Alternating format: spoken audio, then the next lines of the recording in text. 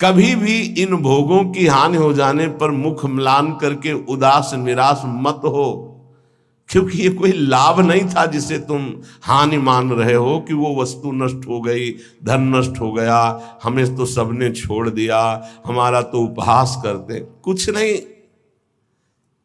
ये लाभ ही नहीं था। यदि नाम जप कर रहे हो तो भगवान तुम्हारे हैं, तो तुम्हें शोक कैसे आ सकता है? नहीं, यहां मना कर रहे, हृदय मुख म्लानि निकृद्धा निबुद्धि, ऐ बुद्धिहीन, किसी भी हानि में तो उदास मत हो। ये कोई हानि है? तो बोले हानि फिर किसे कहते हैं? बोले हानि हरिवंश के नाम अंतर परे।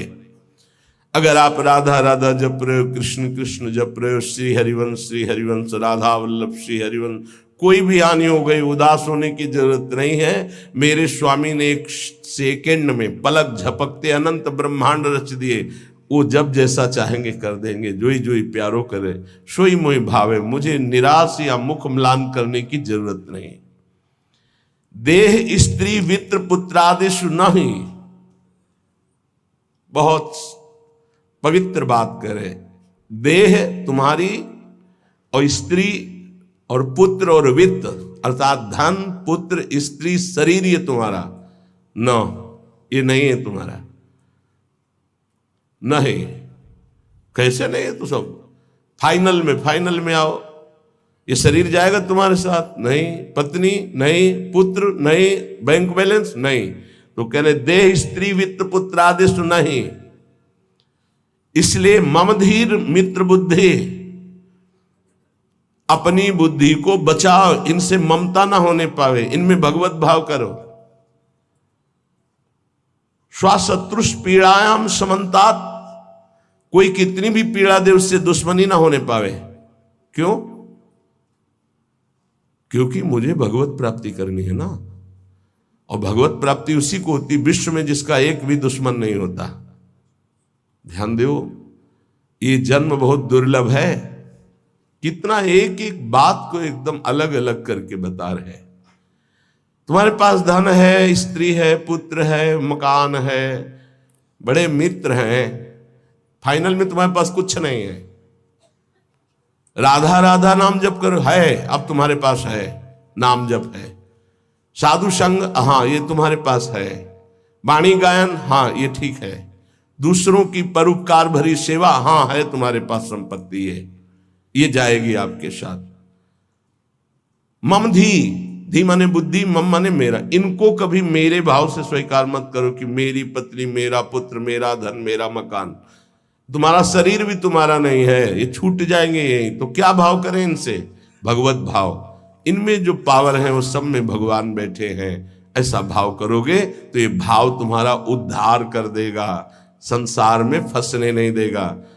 और स्वशत्रुष पीड़ायाम समन्तात, शत्रु भाव रखकर कोई हमसे कितनी भी हमें पीड़ा दे, हमको उससे शत्रु भाव नहीं होने देना, क्योंकि मुझे भगवत प्राप्ति करनी है।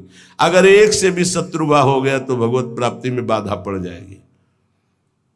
ये पक्की बात समझो। अगर कोई तुमसे दुश्मनी करता है, यद्यपि बहुत कठिन है कि वो सामने से कटु वचन बोले, हम हाथ जोड़ के निकलना पड़ेगा, क्योंकि तुम्हें महान पद में जाना है, तो हाथ जोड़ना पड़ेगा तुम्हें।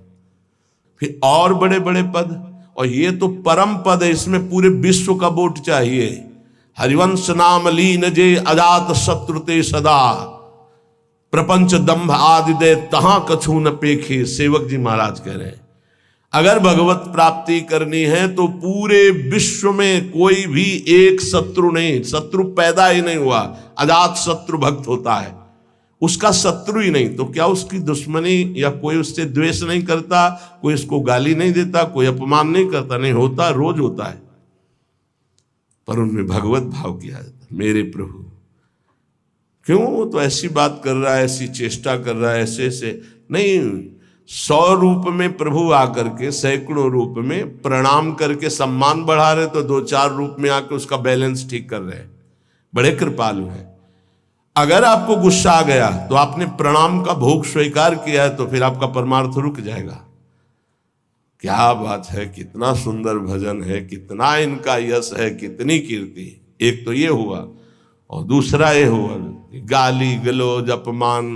ऐसी मुद्राएं जो क्रोध भरी, जो द्वेष भरी, तो ये ना जाए कि गाली गलौज करने लगे, लड़ने लगे, आपका परमार्थ रुक जाएगा। वो चाहते ही हैं माया के पार्षद कि आप थोड़ा बोलिए, आप थोड़ा लड़िए उनसे। नहीं लड़ना, क्या करना है, और हाथ जोड़ के सर झुका के निकलना है। कल कुछ प्रेमी जन आए हुए थे संत विष्णु, तो उन्होंने कहा कि यदि हमारे गुरु को कोई निंदा करता है तो फिर हम उसके साथ क्या व्यवहार करें। आप कहते सब में भगवत भाव करो, क्या उसमें भी भगवत भाव करें? तो देखो ईमानदारी से देखो तो क्या उसमें भगवान नहीं है क्या? आप ना तो नहीं कर सकते ना। जब सर्वम खलमिदम ब्रह्म, जब वासुदेवा सर्वम, तो उसमें भी तो है। हमको क्या करना है, पहले उसमें भगवत भाव करना, अपने को सोचना है कि मेरी गुरु निष्ठा की यहाँ परीक्षा ली जा रही, मेरे गुरुदेव की अवहेलना और निंदात्मक वचन बोल करके भगवान मेरी गुरु निष्ठा की परीक्षा ले रहे हैं। जैसे पार्वती जी के पास सप्तऋषियों को भेजा था, ऐसे मेरे पास इस निंदक को भेजा है। तो निंदक को प्रणाम किया और दूरी बना लिया और अंदर से प्रसन्न रहे कि हे गुरुदेव, आपकी निष्ठा में कोई फर्क नहीं पड़ेगा, आप परीक्षा लेके देख लो। वो गुरुदेव का भेजा हुआ परीक्षक है हमारा, वो गुरुदेव का निंदक नहीं है। जैसे सप्तऋषियों को महादेव जी ने भेजा पार्वती जी के पास, अरे मुंडों की माला धारण करते, चिता की भस्म लगाते हो, इसके लिए तुम तपस्या कर रहे हो, ना उनके घर है ना द्वार है, बरगद के पेड़ के नीचे रहते हैं, अरे उदासीन रहते हैं, ऐसे दूल्हे की क्या जरूरत। दूल्हा दिलाए हम वैकुंठनाथ, जहाँ बड़े बड़े पार्षद भगवान की सेवा में लगे हुए, लक्ष्मी जी चरण चाप रही। पार्वती जी को गुस्सा आया था क्या? नहीं, उन्होंने कहा कि आप बढ़िया उपदेश कर रहे हैं, माना कि महादेव अवगुण भवन, माना आपकी बात, विष्णु सकल गुण खान, ये भी माना, लेकिन जाकर मन जैसन रमे ते ही सन, हमने तो वर्ण कर लिया है भगवान शिव को, कोटि जन्म लगर हमारी बरों शंभुनता रहो को। क्या निष्ठा माता जी ने प्रकट की। मैंने तो वर्ण, आप जो कह रहे हो ठीक है, ऐसे ही होना चाहिए गुरु निष्ठा कि आप जो कह रहे हो आपकी बुद्धि, मेरे तो परब्रह्म है अंदर, उससे बोलना नहीं, अंदर मेरे तो परब्रह्म परमात्मा है।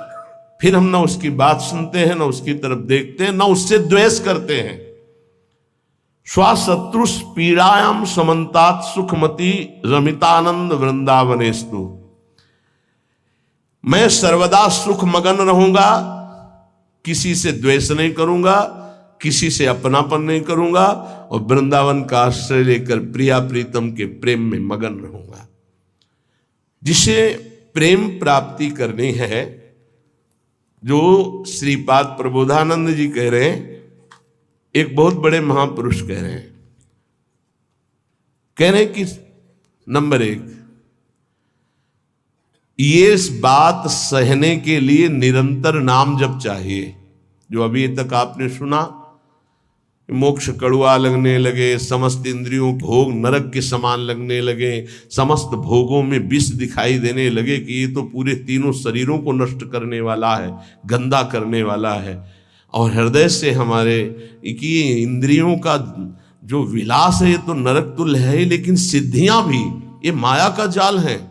नहीं चाहिए मुझे कोई सिद्धि, मुझे भगवत प्रेम चाहिए। भगवत प्रेम प्राप्त करने के लिए समस्त संसार की स्त्री शरीरों में जगदम्बा बुद्धि होना अनिवार्य है, और समस्त स्थिर और चेतन जड़ चेतन में भगवत बुद्धि होना अनिवार्य है। अपना शरीर, अपनी पत्नी, अपना पुत्र, अपना धन, अपना मकान, ये अपना नहीं है, अंतिम में छूट जाएगा, ये वैराग्य बुद्धि होना अनिवार्य है। फिर भगवत भाव का प्रादुर्भाव तभी होता है जब पूरे संसार में किसी से भी हमारी दुश्मनी ना हो। अब ये सब कैसे होगा? तो बोले नंबर 1, निरंतर जो नाम जप करता हुआ मालिक से प्रार्थना करता रहता है। मालिक कौन? अपने इष्ट से, कि हे प्रभु मुझे ऐसी सामर्थ्य दो कि कोई भी विषय मुझे परास्त न कर पावे, और पूरे संसार में मेरा किसी से भी द्वेष न हो। अद्वेष्टा सर्वभूतानाम, गीता जी भी कह रही, अद्वेष्टा सर्वभूतानाम, किसी भी भूत प्राणी के प्रति हमारा द्वेष दोष भाव ना हो। पहला, निरंतर नाम जप और प्रभु से प्रार्थना, इसमें लिखा है मालिक से प्रार्थना, अपने स्वामी श्री हरि से, इष्ट से प्रार्थना कि मुझे ऐसी सामर्थ, प्रार्थना में बहुत सामर्थ है। अरे बहुत सावधानी की जरूरत है। किसी के प्रति जरा सा भी दोष चिंतन, जो भजन जिनका एक तार चलता है, बड़ी बाधा खड़ी हो जाती है। श्री रूप गोस्वामी जी लीला चिंतन कर रहे हैं, उसमें दिखाई दिया कि प्रियाजू पुष्प चयन कर रहे, ये पुष्प तो लालजू गोदी में उठा लिए, प्रियाजू ऐसे पुष्प का गुच्छा ले रहे, एक हाथ से डाल पकड़े हुए। लालजू ने देखा कि सुरक्षित डाल पकड़े प्रियाजू नजदीक की छोटी कुंज में, तो छोड़ दिया, तो प्रियाजू ऐसे और लालजू आनंदित हो रहे हैं। तो पूज्य श्री रूप गोस्वामी को भी हंसी आ गई कि लालजू को ऐसा विनोद सूझा। इस समय अत्यंत सुकुमार प्रियाजू डरप रही हैं। फिर लालजू ने अपनी गोद में ले लिया, फिर उनका शमन हुआ। जिस समय वो हंस रहे थे उस समय एक संत जा रहे थे जो लंगड़ा के चलते थे, ऐसे ऐसे, और वो ऐसे अर्ध निमीलित नेत्रों में ऐसे हंस रहे थे। उनको दृष्टि गई कि अरे भगवान ने मुझे लंगड़ा बनाया है तो हंस रहे हैं, हम तो समझ रहे थे बहुत बड़े महापुरुष हैं और ये हमारी हंसी कर रहे हैं, ऐसा कैसे हो सकता है। हाँ ना, हमारा प्रारब्ध भोग है ना, हमारा पैर ऐसा है इसलिए हंसी का पात्र में। बड़े अंदर से दुखी हो गए, चले गए, लीला बंद हो गई उनकी। अब आप बताओ, उन्होंने सोचा नहीं, देखा नहीं, वो तो प्रिया प्रीतम को देख रहे थे। बड़े विकल हुए जब लीला बंद हो गई, तो फिर पूज्य श्री सनातन गोस्वामी से चर्चा की, क्योंकि दोनों महापुरुष की हमारी लीला बंद हो गई, तो उनका एक ही उपाय वैष्णव अपराध बन गया। वो वैष्णव अपराध, किसी वैष्णव को अभद्र बोले या दुख पहुंचाए, ऐसा संभव ही नहीं। महाप्रभु चैतन्य देव की कृपा से ऐसा संभव ही नहीं है। कैसे ऐसे उनका है तो वैष्णव अपराध। अब ये विचार हुआ कि कैसे जाना जाए कि किससे अपराध बना, कैसे जाना जाए, जब किया ही नहीं प्रकट में तो जाना कैसे जाए। तो बोले कोई वैष्णव दुखी हो गया है तो वैष्णव सेवा की जाए, आसपास के जितने संत सबको निमंत्रण दिया जाए, पता चल जाएगा, सबकी जूठन पाई जाएगी तो शायद पुनः अपराध कोई हुआ हो जाने अनजाने में तो उसका मार्जन हो जाएगा। ऐसा हुआ, आसपास के सब संतों को निमंत्रण दिया गया। वैष्णव जे ही उनके पास निमंत्रण गया तो नाराज होके बोले, पहले तो उपहास करके हंसी उड़ाते हैं, फिर निमंत्रण देते हैं, हमें नहीं जाना। तुरंत सूचना आई कि वो नाराज है। अरे तुरंत गए पूज्य श्री रूप गोस्वामी जी और कहा, प्रभु कब हमने आपका उपहास किया। तो उनका आप प्रभु प्रभु आप कर रहे हो, उस दिन हम जा रहे थे और जैसे हमारा भगवान ने पैर ऐसा कर दिया तो झटका मार के चलते हैं तो आप हंस रहे थे। तो उनका मुझे तो याद ही नहीं कि आप कब निकले और हम कब हंसे। तो उन्होंने समय बताया कि अमुक दिन उस समय। अच्छा, तो उनका प्रभु ऐसे बतानी नहीं चाहिए पर आप नाराज हैं इसलिए बता रहा हूं। प्रभु उस समय हम लीला देख रहे थे, प्रियाजू पुष्प चयन करने की, तो लालजू गोद में उठा के वो पूरी घटना बताई और कहा अगर ऐसा भाव में हम हंस रहे थे, आप उसी समय निकल रहे होंगे, आपको ऐसा लगा तो प्रभु आपके लिए नहीं था, आप क्षमा कीजिए। वो तो प्रियालाल तो वो चरणों में गिरे जो दूसरे वैष्णव थे और कहा, अरे आप जैसे महापुरुषों के प्रति हमारा दोष भाव बन गया, क्षमा करो। वो राज तत्काल लीला प्रारंभ हो गई, तत्काल। अब आप विचार करो, जब दोष नहीं है और वैष्णव दुखी हो गए तो लीला रुक गई। फिर अगर केवल स्वीकृति की हाँ ये गलत है, वो गलत कर रहे हैं तो भी हाँ गलत है नहीं, और भगवान की लीला भगवान जाने। नहीं आप बताओ कि ये गलत है कि सही, नहीं तो हम कोई जज है क्या। जिनके सारे हम चल रहे हैं उनके सारे वो चल रहे हैं, उनसे पूछो जाके, चले जाओ राधा राधा राधा। कभी किसी का फाइनल करने के नहीं, तस्मात् शास्त्रम तो तुम्हारा। ये बहुत सूक्ष्म विषय है, इसलिए वर्णन किया, बहुत सूक्ष्म विषय है। बहुत सावधान। नाम जापक भगवत प्रेम प्राप्ति के लिए इतनी सामर्थ्य जो अभी पीछे चर्चा हुई, उसके लिए निरंतर नाम जपो, प्रभु से प्रार्थना कि किसी भी के प्रति हमारा तनिक भी दोष भाव न बनने पावे। प्रभु से प्रार्थना, वही सबके हृदय में बैठे हुए, वही आपको ऐसे सामर्थ्य देंगे। क्योंकि सृष्टि में आपके प्रति प्रतिकूल व्यवहार होगा, आपका उपहास करेंगे, आप नाना प्रकार के कटु वचन बोलेंगे, आपको सह जाना है, उनके प्रति कटु वचन नहीं करना, दोष भाव नहीं करना, नहीं अपनी भगवत प्राप्ति में बाधा आ जाएगी। ये सूक्ष्म विषय सब कोई नहीं समझ पाएगा, लेकिन उपासक जो भगवत प्राप्ति करना चाहते हैं, अपना भजन बचाना चाहते हैं, वो इस बात को अच्छे से पकड़े। दूसरा, जो दिनचर्या दी गई है उसमें आलस्य ना होना, भगवत प्रेम प्राप्ति या ऊंचाई पर चढ़ने के लिए जो दिनचर्या है, हमको ये नहीं देखना है कि अमुक साधक आता है कि नहीं आता है, अमुक नहीं आता तो हम भी नहीं आते हैं, ऐसा नहीं। अमुक की त्रुटि है, उसका सुधार करना चाहे तो कर सकता है, लेकिन आप सुधरे हुए हो तो आपको अच्छे आचरणों का अनुकरण करना है। आपको ऐसे आचरण नहीं करने हैं जिनसे हमारी दिनचर्या बाधित हो जाए। एक चीज और ध्यान रखना है, इसको बहुत विस्तृत रूप से समझा इसलिए रहे कि एक दिनचर्या है जिसके पास सेवा नहीं, गुरु सेवा, और एक दिनचर्या है जो गुरुजनों की सेवा में रहते हैं। उनसे हो सकता है जो भागवतिक दिनचर्या का आदेश दिया गया है वो ना हो, तो उनको असंतुष्ट नहीं होना, क्योंकि वो गुरु सेवा में है। सारी दिनचर्या का फल जो है वो गुरु प्रसन्नता है।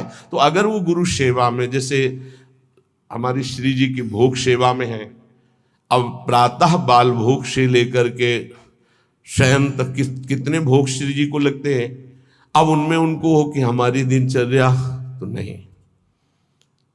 अब जैसे जो और हैं सेवा में है बहुत से, कोई किसी सेवा में, कोई किसी सेवा में, अब उनकी दिनचर्या वो माला लेके नहीं बैठेंगे। थोड़ी थोड़ी देर में जो दिनचर्याएं हैं, जो सेवाएं हैं, तो उनको इस बात का पश्चाताप नहीं करना कि मेरी दिनचर्या नहीं चल रही। वो तुम्हारी दिनचर्या गुरु प्रसन्नता के अंतर्गत है, उसमें नहीं सोच। और ये नहीं सोचना कि अब हम सेवा कर रहे हैं तो हमारा वो भजन तो हो नहीं रहा जो दूसरे माला से कर रहे हैं, तो पता नहीं मेरी गति क्या होगी। ये नहीं सोच। गुरु सेवा का एक प्रताप है, ये भी ध्यान रखना। जैसे मान लो कोई शरीर के वस्त्र धो रहा है, कोई ऐसी सेवाएं कर रहा है, वो नाना प्रकार की सेवाएं हैं जिनमें उनको समय ही नहीं मिल रहा कि वो बैठ करके पद गायन करे, वो 11 माला 41 माला वो संख्या पूरी करे। अच्छा, सेवाओं में लगा है तो उसका मन लगा है। अब उसका मन कहाँ लगा है? ये वस्त्र गुरु जी का है, ये गुरु जी के लिए जल है, ये उसका चिंतन हो रहा। ध्यान मूलम गुरु मूर्ति, पूजा मूलम गुरु पदम, मंत्र मूलम गुरु वाक्य, मोक्ष मूलम गुरु कृपा। क्योंकि कई साधक ऐसे हैं जो फिर उनको पश्चाताप होगा कि दिनचर्या में बाधा पड़ रही हमारी, तो दिनचर्या की चर्चा हुई थी। नहीं, जिनको सेवा मिली हुई है उन।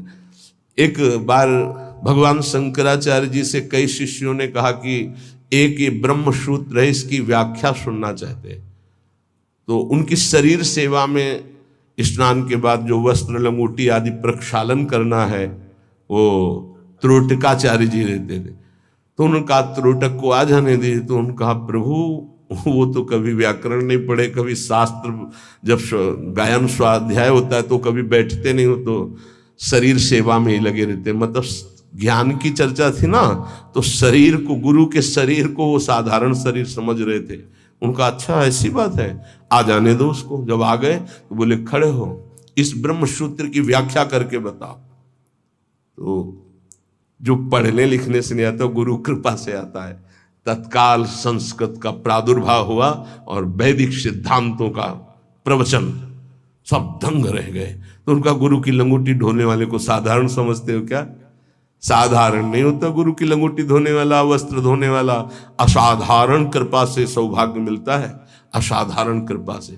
तो जिनकी जो दिनचर्या ऐसी है कि उनको फुर्सत ही नहीं है, तो उनको कभी नहीं सोचना कि इतने बजे इतने बजे इतने, उनकी दिनचर्या है। तो ये चीजें ध्यान रखना है उपासक को। प्रमाद में हमें दिनचर्या में बाधा नहीं पहुंचानी। प्रमाद युक्त हमारी दिनचर्या नहीं होनी चाहिए। यदि गुरु सेवा, इष्ट सेवा में हमारी जो गुरु की अन्य साधकों के प्रति बताई हुई दिनचर्या उसमें बाधा पड़ती है तो वो बाधा नहीं मानी जाएगी आपकी। दूसरा जो अभी वर्णन किया, गुरु प्रदत्त दिनचर्या में बाधा नहीं होनी चाहिए। बहुत बड़ी चीज है गुरु प्रदत्त दिनचर्या, बहुत बड़ी वस्तु है, बहुत बड़ी वस्तु। गुरु सेवा मिल गई तो लाडली जो अधीन हो गई पक्का। तीसरा, कुसंग से दूर रहना, ये बहुत जरूरी है, बहुत जरूरी है। रावण लंका में रहता था, लंका समुद्र के किनारे थी, समुद्र निर्दोष था, पर ऐसे दोषी का संग समीपता होने के कारण समुद्र को बांध लिया गया, समुद्र बांधा गया। जिसकी मर्यादा अपार है उसे मर्यादा पुरुषोत्तम ने बांध दिया। किस लिए बांधा गया था? क्योंकि रावण का पड़ोसी था। रावण का पड़ोसी होने के कारण समुद्र को बांध दिया गया।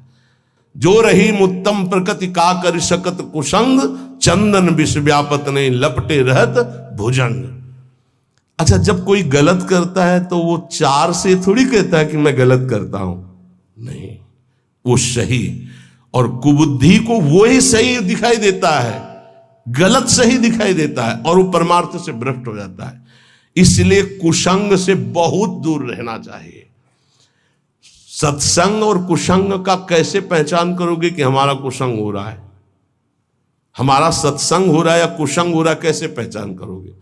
तो संतों ने कहा है, जाके संग कुमति मति उपजय करत भजन में भंग, जिससे देह भाव पुष्ट होने लगे, भगवत भाव नष्ट होने लगे, वैराग्य भाव नष्ट होने लगे, राग पुष्ट होने लगे, भजन छूटने लगे, संसार अच्छा लगने लगे, नाम छूटने लगे और ध्यान अच्छा लगने लगे, गुरु से अश्रद्धा हो जाए, भक्ति से अश्रद्धा हो जाए, ये कुसंग का फल होता है। अच्छा, कुसंग का फल जब आपके ऊपर चढ़ेगा तो आपको नहीं लगेगा मैं कुसंग कर रहा हूं, नहीं तो ठीक हो जाओगे। सामने से महापुरुषों को लगेगा कुसंग कर रहा है, और वो जब कहते हैं तो उनको चिड़चिड़ाहट होती, मैं कहां कुसंग कर रहा हूं। नहीं नहीं, क्योंकि कुमति कभी स्वीकार नहीं करती कि मैं कुमति हूं। अगर स्वीकार कर ले तो सुमति आ जाए। कुसंग से बचना चाहिए। पहला है निरंतर नाम जप करते हुए भगवान से प्रार्थना करना कि कभी किसी के प्रति हमारा दोष दर्शन न हो, शत्रुता का भाव न हो। दूसरा, गुरु प्रदत्त दिनचर्या का पालन करना, आलस्य बिल्कुल ना आने देना। तीसरा, कुसंग से बचना। और चौथा, उन ग्रंथों से, उन प्रवचनों से, उन किस्से कहानियों से, उन चित्रों से बचना चाहिए जिनसे हमारा भगवत भाव नष्ट होता है। जैसे कल एक प्रसंग में प्रश्नकर्ता कह रहे थे कि हमको उपदेश मिला है कहीं से, बस श्वासों के आने जाने पर ध्यान दो, बस इसी से परम पद मिल जाए। यार, श्वासें तो वैसे ही चल रही हैं, आने जाने के ध्यान का मतलब क्या रहा? श्वासों के आने जाने का ध्यान दो कि खाली तो नहीं जा रहे हैं। हर में राधा वल्लभ सी हरिवंश, राधा राधा राधा। जैसे कल आपसे कहा था, नाम रूप लीला धाम से हटा दे, वो कुसंग होता है। वो बेचारा, पर हमका थोड़ी श्रद्धा है हमारे प्रति। बोले श्रद्धा ही तो लाई है आपके पास। तो हमका आज से राधा राधा नाम जप कर, और प्रभु का जो रूप ध्यान में तुम्हारे प्रिय लगे, राम रूप, कृष्ण रूप, हरि रूप, जो भी, तुरंत ध्यान कर, उनके ध्यान में लग। ये बिहारी जो राधा रमन, जो राधा वल्लभ, जो साक्षात भगवत प्राप्ति के लिए ही तो विग्रह रूप धारण करके प्रकाशित हो रहे। कभी कभी जिसे हम सत्संग समझते हैं वो कुसंग बन जाता है। इसको ध्यान से सुनना। इसीलिए रोज सत्संग में घुमा के आ जाती है बात कि इष्ट मिले और मन मिले, मिले भजन रस रीति। अरे भगवान शिव नाम जप करते हैं, सनकादि नाम जप करते हैं, वो परमात्मा निराकार है, साकार है, सगुण है, निर्विशेष, पूरा का पूरा आपको समझ में आ जाएगा। फिर उनको समझाया कि गुरुदेव साकार है कि निराकार, जो उपदेश किए थे। बोले साकार है। प्रणाम करते हो? हाँ। माला पहनाते हो? हाँ। तो गुरुदेव की पूजा हुई कि नहीं? बोले हाँ हुई। तो उनका गुरुदेव मूर्त है कि अमूर्त? बोले मूर्त। तो उनका मूर्ति पूजा हुई कि नहीं? बोले हाँ हुई। तो हमको फिर काहे परेशान हो? समझे में नहीं आता है। अरे भाई बहुत संभल के शास्त्रों में जो लिखा उसको समझना के लिए बहुत पवित्र बुद्धि चाहिए। परमात्मा निराकार भी है। कैसे निराकार है? देखो आकार खंबे का इसमें है कि नहीं, और जब भावना किया प्रहलाद जी ने कि है तो निकल पड़ा ना नरसिंह रूप में, तो है ना साकार। वो निराकार रूप से सब जगह है, पुकारो तो साकार रूप होकर अभी दिखाई दे। वो साकार भी है और निराकार भी है। यहां जल है, इस वायुमंडल में जल है। देखो बोला कहां गीला हुआ, और एक मशीन है जो उसको ऑन करके रखो तो एक कमरे में 3.5 लीटर 4 लीटर पानी 4-5 घंटे में निकल जाता है, और कमरे में कहीं बूंद नहीं है। वाष्प मतलब जल है, वाणी है, वाणी का मतलब आकाश शब्द है, वायु है, अग्नि तत्व है, इन सब कुछ विराजमान है, लेकिन निराकार दिखाई दे रहा है ना। कहां दिखाई दे? सब साकार रूप में आ जाता है। वही साकार है, वही निराकार, कुछ अंतर नहीं। सबके हृदय में आकार, ये देखो बाहर और अंदर बैठा हुआ है निराकार। और पुकारो तो आकार रूप के लेके आ जाएगा। राम तो मर्यादा पुरुषोत्तम कमल नयन रूप धर करके वही आ जाए। वही रूप है, वही अरूप है, कोई अंतर नहीं। सब ज्ञान हो जाता है नाम जप से, सब ज्ञान। पर बचो ऐसे उपदेश से जिससे भजन ही न हो पावे।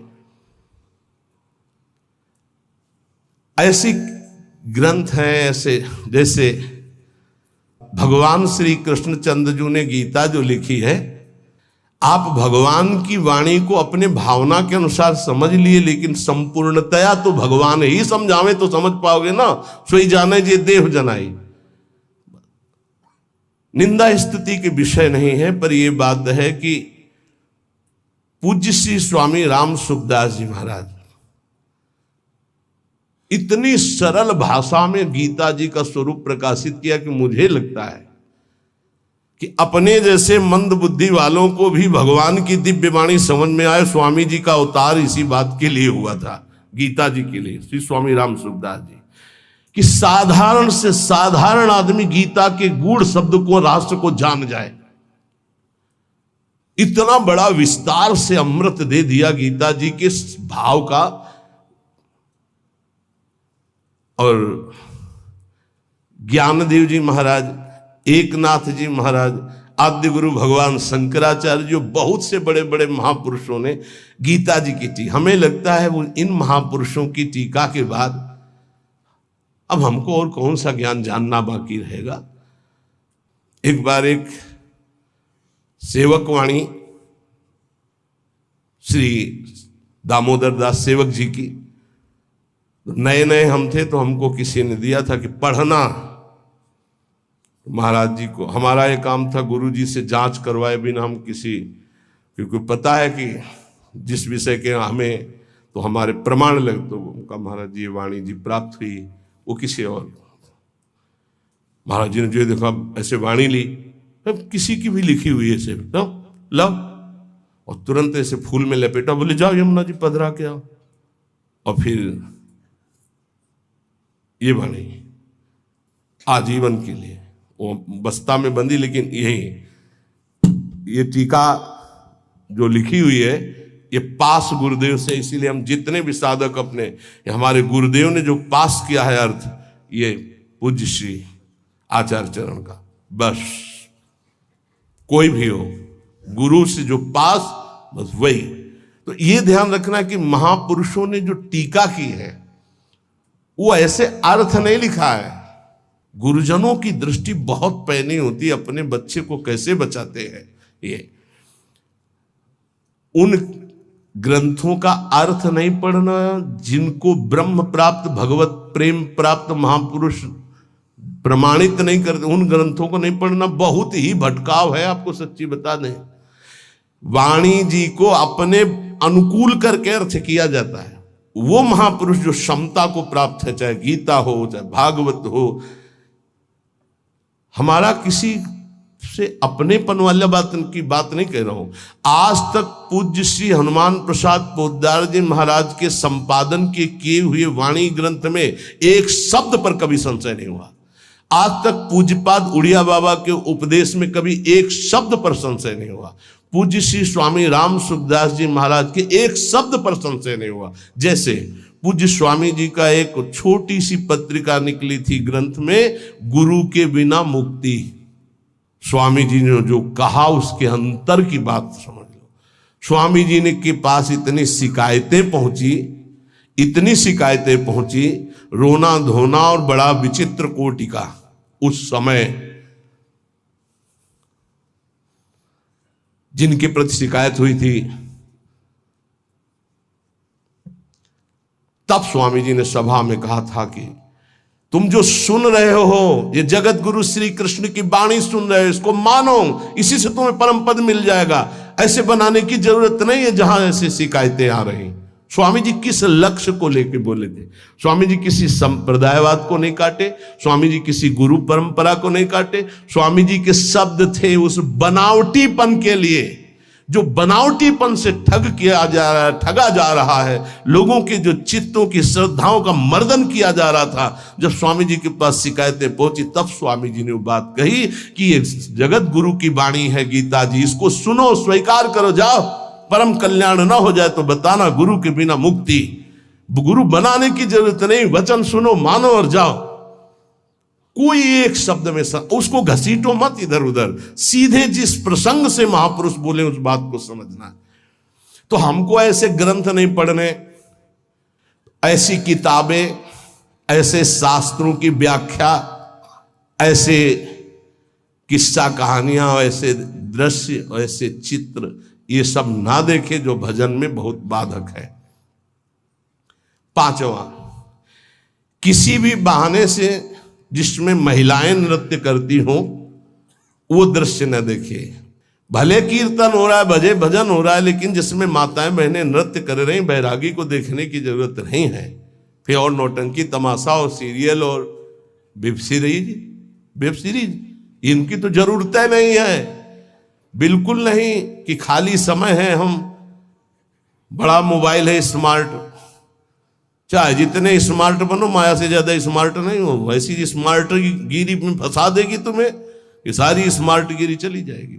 बहुत होश में। चेटक, नाटक, नाच, तमाशा, ये सब परमार्थ के लिए बहुत हानिकारक है। किसी बाहरी साधक से पूछा कि मोबाइल में आप, बोले बस गेम खेल लेते हैं। अरे यार, गेम खेलना है तो नाम का गेम खेलो, मंत्र का गेम खेलो, हाँ, वाणी जी का पूरा गेम खेलो। क्या शुरू करो उल्टा चतुरासी जी, आज वह देखिए तो प्यारी रंग भरी, छाण दे माननी मान मन धरी, वो नागरता की, उल्टा गेम खेलो। अभी देखो आंसू आने लगेंगे तो ये गेम खेलोगे। अगला सूत्र प्रेम प्राप्ति के, अपनी निरख परख स्वयं करते हुए गुरुदेव से जांच करा ले। अपनी अंतर की वृत्तियों को देख ले, जहां को संशय लगे तो जांच करवा ले कि ये वृत्ति सही है या गलत, जैसे बाहरी लोग आके कराते हैं। अब सबे खड़े ना हो जाए वहां जाके कि एकांतिक तुम वहीं से होने लगे। रोज सत्संग में यही तो जांच परख होती कि आप अपनी जांच कर लो। नहीं तो एक बार कहा कि अपनी दिनचर्या बना के आओ, तो इतने कागज आ गए, हम कब तक हम इनको देखेंगे। दिनचर्या जांच, इंद्रियों का जब विषयों के प्रति आक्रमण होता है, एक वेग होता है, एक आकर्षण होता है, एक ऐसा जिसे तुम रोक नहीं सकते, उस समय तुम्हें जरूर संत संग में हो जाना चाहिए। उस समय बुद्धि काम नहीं करेगी। और जिस समय तुम्हारा केवल बुरा चिंतन बन रहा है, ये उस समय की बात है कि आक्रमण हो चुका है, अब तुम बच नहीं सकते। अब इसको संत संग से मिटाओ तुरंत, तुम अकेले नहीं मिटा पाओगे। और अगला जो है वो कह रहे जब तुम्हारा चिंतन गलत हो रहा तो नोच के फेंक दो, मिटा दो उस चिंतन को जो गंदा हो रहा है, नहीं तो आगे फिर वही दशा आ जाएगी। एकांत में इंद्रियां और मन साधक के ऊपर शासन करते हैं। उस समय साधक को अपनी इंद्रिय और मन की रखवारी करना है बस। इसलिए एकांत में भजन बहुत जरूरी है। 10वां, जैसे परीक्षार्थी परीक्षा की तैयारी करता है, ऐसे परमार्थी द्वंद्वों की तैयारी कर ले। मान अपमान, निंदा स्तुति, लाभ हानि, सुख दुख, ये आने वाले हैं, तुम्हें समान रहना है। तैयारी करो परीक्षा की। और ये परीक्षा जब होती तब आप समझ नहीं पाते कि आपकी परीक्षा हो रही, और समझने नहीं दिया जाएगा परीक्षा हो रही। कम से कम परीक्षा में तो बताया जाता है कि कल से पेपर शुरू है, सावधान, तैयारी कर लियो। अपने यहां परीक्षा बताई ही नहीं जाती, बाहर निकले से शुरू हो गई परीक्षा। अब तुम्हारे दिमाग में नहीं कि परीक्षा है, तो तुम उससे लड़ पड़े, फेल हो गए, नंबर कट गए। बिल्कुल हर समय कभी भी कहीं भी परीक्षा हो रही। ये बहुत बड़े महापुरुष हैं, कह रहे हैं कि जैसे परीक्षार्थी को अपनी परीक्षा की तैयारी करनी होती है, ऐसे परमार्थी को अपनी परीक्षा की तैयारी करनी। क्या? स्तुति, निंदा, मान अपमान, लाभ हानि, शत्रुता मित्र, ये द्वंद्व आएंगे, आपको उत्तर देना है इनका, तभी आपकी द्वंद्वातीत अवस्था आएगी। तैयार रहो, रोने की जरूरत नहीं, उसने हमको ऐसा कह दिया, उसने ऐसा किया, उसने। तैयार रहो, परीक्षा हो रही। पर उस समय याद नहीं रहता कि परीक्षा हो रही, और जिसको याद रहता है बच के निकल जाता है। बड़े बड़े महापुरुषों को ये परीक्षा देनी पड़ती है, बड़े बड़े महापुरुषों को, ये मत समझो। हाँ, ये द्वंद्व आएंगे, आपको इनकी परीक्षा देनी, परमार्थी हो। और 11वां, इतना भजन कर लो कि तुम्हारे हृदय में मौत का डर खत्म हो जाए, मृत्यु का डर खत्म हो जाए। दो प्रकार का डर होता है, एक विचार डर होता है और एक होता है सहज डर। सहज डर सबको होता है। सहज डर जैसे अपने लोग सत्संग में एकदम कोई चीख दे, एकदम ऐसे हो, इसे सहज डर कहते हैं। ये बड़े बड़े ज्ञानियों को, जीवन मुक्तों को भी होता है, पक्का होता है। जैसे अभी कोई कीक एकदम निकले तो एकदम ऐसे हो जाएंगे, तो अरे सुरक्षित हो, कोई ऐसा, पर ये सहज डर है। और एक होता है विचार डर। भक्तों में, ज्ञानी महापुरुषों में विचार डर नहीं होता। यही बात जो यहां लिखी है, एक बार स्वामी मग्नानंद सरस्वती जी शैनपुर में बट वृक्ष के नीचे कर रहे थे, तो एक विरक्त महात्मा आए थे, ज्ञानी। तो उनका, स्वामी जी सहज डर कैसे हो सकता है? जब सहज स्वरूप में रहता है ज्ञानी, देह भाव में रहता है, तो सहज डर कैसे हो सकता है? हम आपकी बात नहीं मानते। विचार डर तो होता ही नहीं, लेकिन सहज डर भी नहीं होता। कोई संसारी आदमी वो देह भाव से ऊपर उठे। महात्मा को चौकी लगाओ, वो बड़े सिद्ध पुरुष थे, बड़े, देखो जो भगवत प्राप्त होते बड़े मस्त रहते हैं, बड़े मौजियल, उनको किसी की परवाह नहीं होती। एक मस्ती, ऊंची चौकी में बैठा ला, तो उनका कह रहे, नहीं महाराज आप नीचे बैठे हैं। बोले, आप इतना सुंदर ज्ञान की बात कहे, आपको चौकी ना मिले, विराजो। बैठ गए चौकी। और उनको क्या पता कि सिद्ध महापुरुष लीला हो रही। तो जो इस शुरू के, तो जो गीध है या जैसे चील है, ये बड़े पक्षी होते हैं। तो एक चील ऐसे बैठा बरगद की सूखी डाल पे, वो खर खर खर ऐसे करती, जो ऐसे आए वैसे हुए, चौकी के नीचे गिरे। चौकी ऐसे हुई, ऐसे गिरे। अरे अरे भाई, चौकी संभालो संभालो, बैठो बैठो महाराज। ये कौन सा डर था? बम तो नहीं गिरा ना? अच्छा, डार गिर रही तो कोई बहुत बड़ी तो गिर नहीं हो, आप देहातीत महापुरुष, डर कौन सा था? हंस दिए उनका, अच्छा अच्छा अच्छा अच्छा, अच्छे तो थे ही। उनका अच्छा अच्छा, परीक्षा हो गई। बोले, इसे सहज डर कहते हैं, ये सबके ऊपर होता है। सहज डर सबको होता है, पक्का सहज डर। अचानक कोई आवाज हुई, सबको पता है, तो वो एकदम डर जाता है। वो डर नहीं है, वो सहज डर है। और एक है विचार डर। भक्त को विचार डर नहीं होता। तो कह रहे, इतना भजन करो कि मृत्यु का डर खत्म हो जाए।